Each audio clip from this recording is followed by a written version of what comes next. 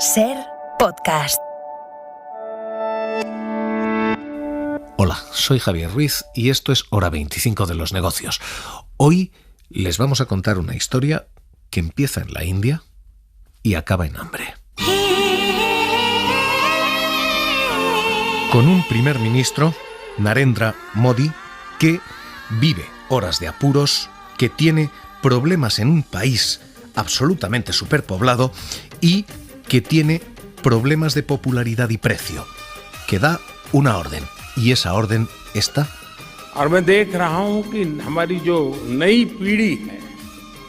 Es prohibir las exportaciones de trigo al resto del mundo.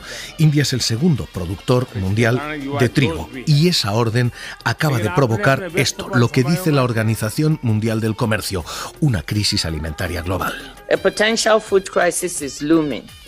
Food and energy prices were already high by Se avecina una potencial crisis alimentaria, dice la Organización Mundial de Comercio, con precios de alimentos y energías ya alto, pero ahora mismo an increase of $120 billion.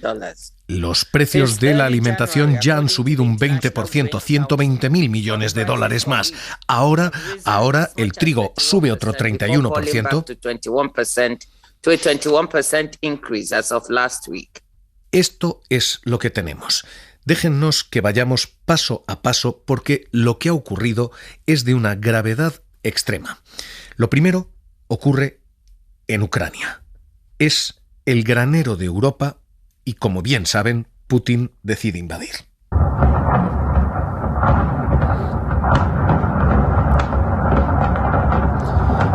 Allí se almacenan soja, aceite de palma, trigo, el 24% de las exportaciones a Europa.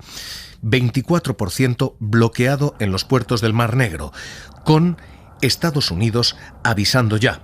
La superficie cultivable está cayendo, el rendimiento de lo cultivado en una zona de guerra también, lógicamente, está cayendo y entre 25 y 30 millones de toneladas de grano están bloqueadas en Ucrania. Es la cantidad necesaria para alimentar a 50 países.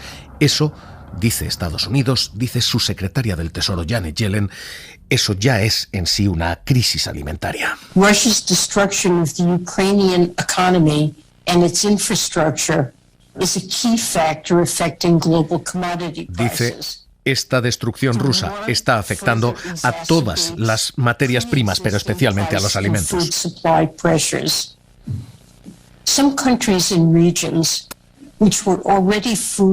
Algunas regiones que ya estaban en situación de crisis ahora no van a poder pagar sus alimentos. Hay al menos 10 millones de personas más en la pobreza solo por esto. Early estimates suggest that at least 10 million more people could be pushed into poverty. 10 millones más de pobres solamente por la invasión de Ucrania. Y esta es la primera pieza de dominó que cae. La segunda pieza es Sri Lanka. Otro de los países grandes productores de aceite de palma decide bloquear sus exportaciones, porque si Rusia y Ucrania, grandes abastecedores, no consiguen abastecer al resto del planeta, Sri Lanka razona, exportar puede significar vender fuera y pasar hambre dentro. Así que esa es la segunda pieza de dominó que cae, la de Sri Lanka cerrando las exportaciones. Y la tercera acaba de caer, y es India, que anuncia que también va a dejar de exportar, que no quiere vender fuera para pasar hambre dentro. Todas las televisiones de la India recogen lo que es una noticia que ha pasado muy por debajo del radar fuera de allí. India banned wheat exports with immediate effect on Saturday. This comes as a severe heat wave in the region. The Modi government today prohibited the export of wheat. Now, according to the Ministry of Commerce and Industry, this decision was taken because of India's ban on wheat exports. Todas las televisiones abren con una decisión que tiene impacto local, pero sobre todo tiene impacto global, porque India es el segundo productor mundial de trigo del planeta. India, which is the world's second largest producer of wheat, was hoping to fill the supply gap left behind by decreased exports. Y como cuentan todas las televisiones de la India, India esperaba llenar el vacío que habían dejado Rusia y Ucrania. El 10% de lo que tenía se iba a destinar a la exportación. Pero pero después de una subida de precio tan monstruosa, después de que India haya vendido 7 millones de toneladas de trigo, un 250% más que el año pasado, India ya ha ganado suficiente dinero, no necesita más y se enfrenta a revueltas de puertas adentro, así que opta directamente por cerrar sus fronteras, por dejar de exportar.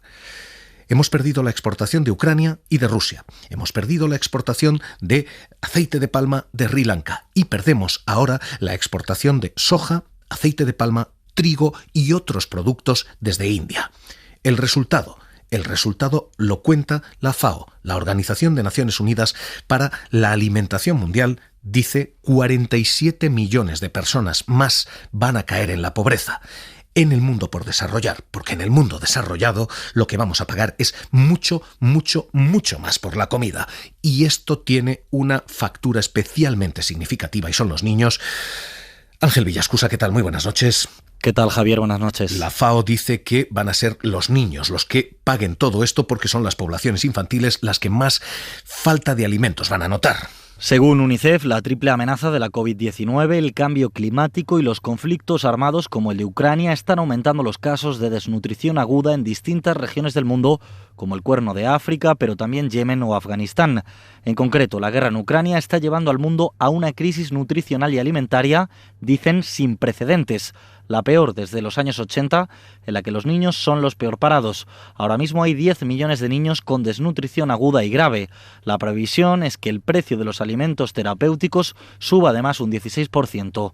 Blanca Carazo es responsable de programas de UNICEF España. Estos niños y niñas necesitan urgentemente acceso a ese tratamiento, que además se está encareciendo, y por lo tanto desde UNICEF hacemos un llamamiento urgente a movilizar fondos para ofrecer este tratamiento que puede salvarles la vida. Para evitar que la situación empeore, UNICEF reclama a los países que aumenten la ayuda un 59% respecto al año 2019.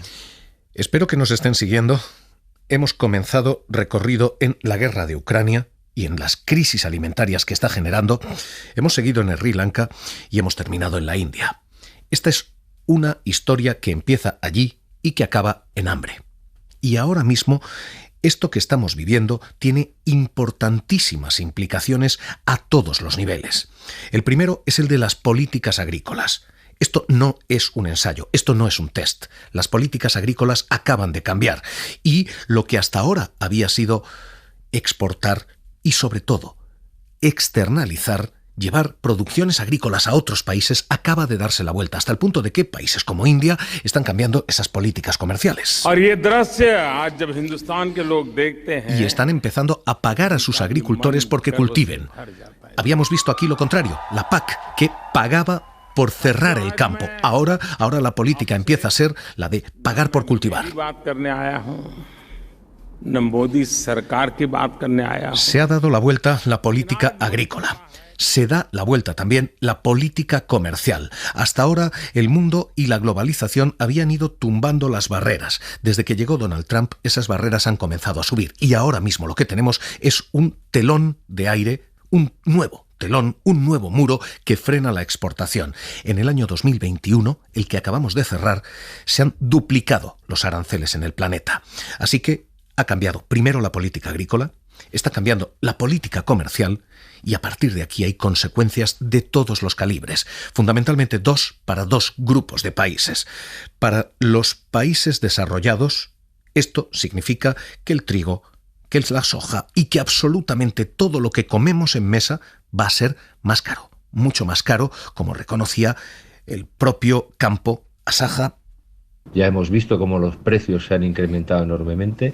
Vemos que las bolsas europeas y las americanas están subiendo el precio de los granos. Vemos que la dificilísima situación de sequía que estamos padeciendo puede incluso agravar el problema. Y esto puede ir a más a partir de ahora. Diego Juste, portavoz de UPA, ¿qué tal? Muy buenas noches. Buenas noches. Los agricultores y ganaderos españoles ven con gran preocupación esta noticia del gobierno indio de cerrar las exportaciones de cereales. No tanto porque el trigo indio venga a España de una forma mayoritaria, de hecho la población india consume en gran parte, prácticamente por encima del 90%, su producción, sino porque es una medida proteccionista que puede desbaratar aún más el mercado mundial de alimentos. Un mercado mundial que ya viene afectado por la crisis de logística provocada durante la pandemia y que se ha agravado, por supuesto, tras la invasión de Ucrania por parte de Putin. Vemos cada vez más que es importantísimo salvaguardar la soberanía alimentaria y vemos que en Europa, y especialmente en España, es la agricultura y la ganadería familiar la que debe proteger y la que protege esa soberanía alimentaria. En España cerca del 90% de las explotaciones son de carácter familiar y deben seguir siéndolo, pero para ello es necesario aplicar políticas de protección a este modelo que, siendo el mayoritario, es el más vulnerable ante la presión de determinados modelos industriales intensivos o financiados por fondos de inversión. Hay que proteger a la agricultura y la ganadería que vive en los pueblos, que vertebra el territorio y que produce alimentos sanos, seguros y sostenibles. Por ello, seguimos asistiendo a estas noticias con preocupación, aunque esperemos que no tengan un efecto muy directo en el mercado agroalimentario de España y de la Unión Europea. Este es el impacto a nivel local en países desarrollados. El impacto a nivel global en países por desarrollar es muy evidente. 47 millones de personas más van a pasar hambre, así que lo primero, aumenta el hambre, como dice Oxfam Intermón. En el mundo, más de 260 millones de personas adicionales caerán este año en la pobreza extrema, alcanzando un total escalofriante de 860 millones de personas en todo el mundo. Todo ello consecuencia de la COVID, del aumento de las desigualdades a nivel global, el incremento desorbitado de los precios de los alimentos y todo ello exacerbado por la guerra en Ucrania. Pero esto ahora mismo tiene además lecturas políticas, porque cuando suben los alimentos caen los gobiernos, y eso es lo que está pasando ya. Un país como Sri Lanka está viviendo en sus calles manifestaciones, protestas y una inestabilidad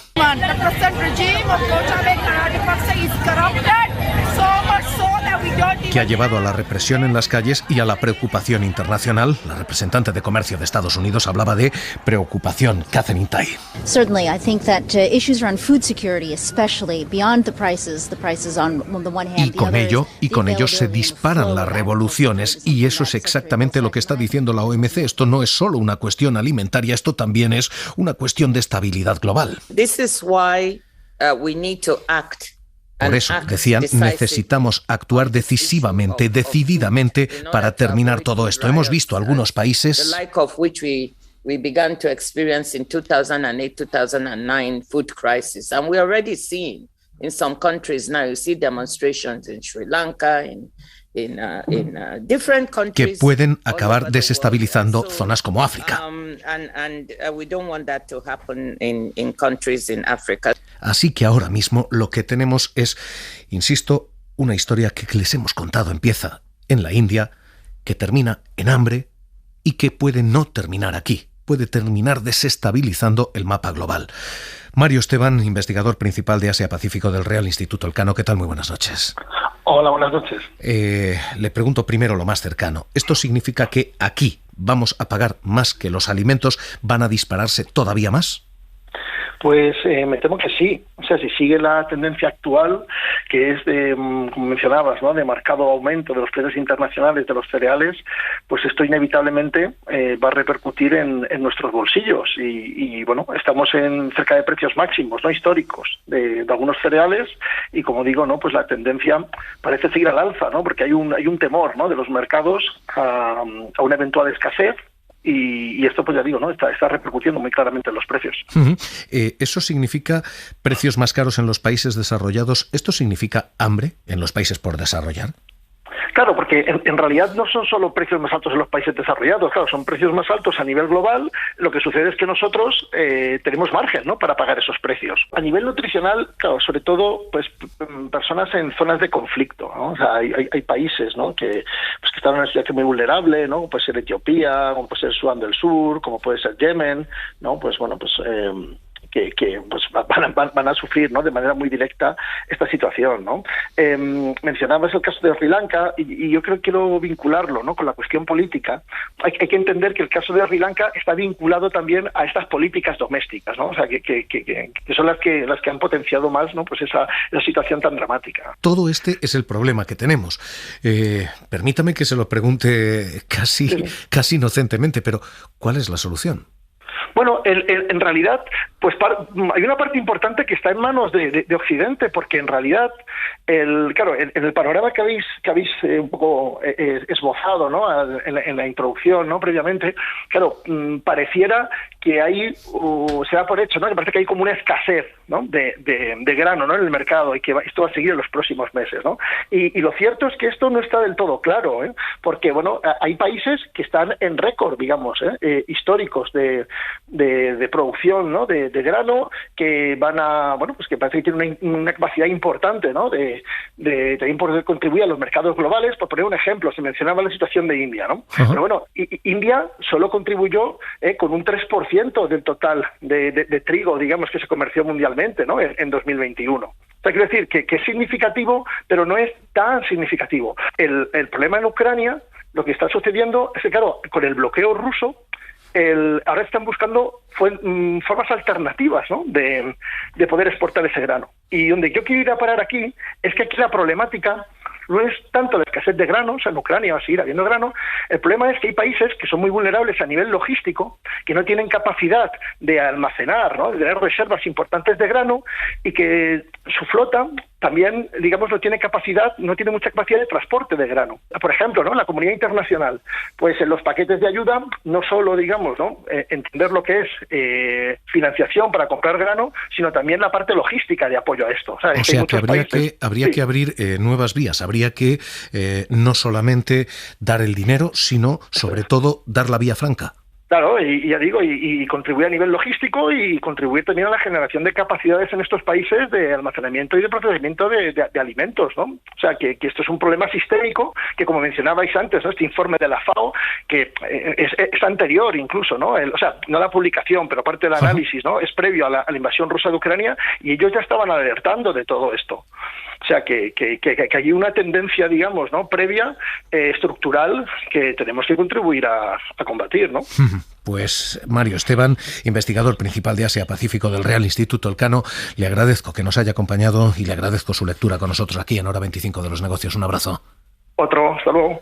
Esta, ahora mismo, la situación mientras en las televisiones sigue siendo noticia local e internacional, algo que ya les digo, ha empezado allí. India banned wheat exports with immediate effect on Saturday. This comes as a severe heat wave in the region. The Modi government today prohibited the export of wheat. Now, solo de una manera. Nuestra historia, ya les digo, empieza en India. India's ban on wheat exports has sent global wheat prices soaring. En hambre.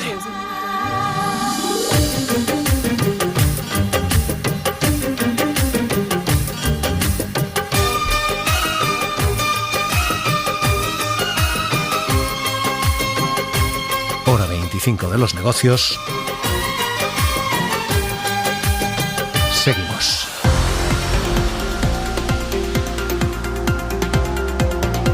Suscríbete a Hora 25 de los negocios. Todos los episodios y contenidos adicionales en la app de Cadena SER y en nuestros canales de Apple Podcast, Spotify, iVoox, Google Podcast y YouTube.